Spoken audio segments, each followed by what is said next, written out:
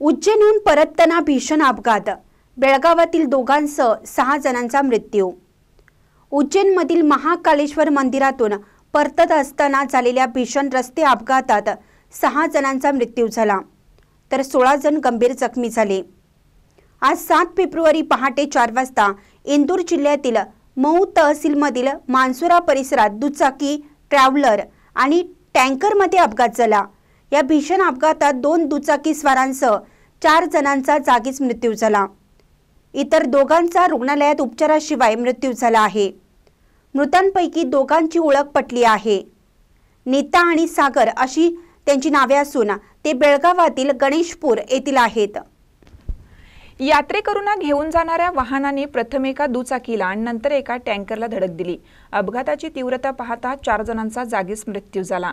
इंदूरमधील एका खासगी रुग्णालयात आणखी दोघांचा मृत्यू झाला। 16 जखमींवर उपचार सुरू आहेत। एका मुलावर बालरोग अतिदक्षता विभागात उपचार सुरू आहेत।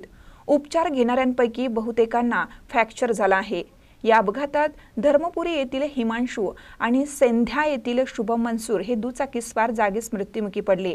अपघाताचे कारण शोधण्यासाठी अधिकाऱ्यांनी चौकशी सुरू केली आहे।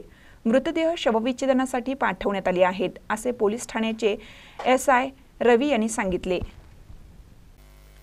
ताज्या बातम्यांसाठी महान करेला सबस्क्राइब करा आणि बेल आयकॉनला क्लिक करा।